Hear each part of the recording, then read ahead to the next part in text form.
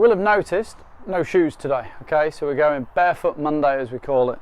And what we want to have a little look at today is just give you a little way that you can understand how your feet are interacting with the ground. And sometimes with your golf shoes on, it's really hard to feel that. So what we've done a lot of work on lately is by using the pressure plates or a force plate, is to be able to see how the best players are using the ground. So a couple of things we're going to do today. Number one, and if you can, you get a chance to do it, you can do this at home in barefoot, just on some harder flooring. Kitchen flooring or bathroom flooring works really well, just because sometimes your golf shoes, it's hard to feel exactly where the pressure is. So barefoot, go ahead and take your setup, and you'll know you're in the right starting point when you can just curl your toes up inside your shoes, as I'm showing you here.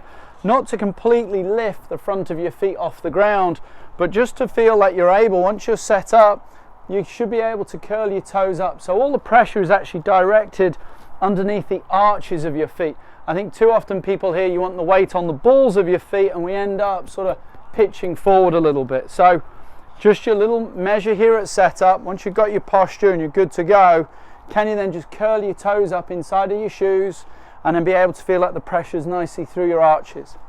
Second thing I want you to check, top of the backswing. Can you feel how you're more into that right heel? Okay, so at the top of the swing, we're seeing the best players get an increase of pressure into that right heel.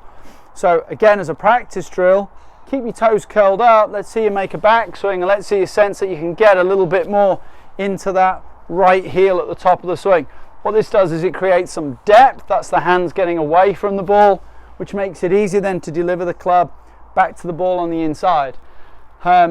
I know of two players, Faldo and Sam Snead, who are practicing barefoot, and it didn't do either of them any harm. So get your toes curled up. Can you keep them curled up during the backswing? And you're going to get a different sense of how your feet are working with the ground. This one's a real winner for you. Give it a go.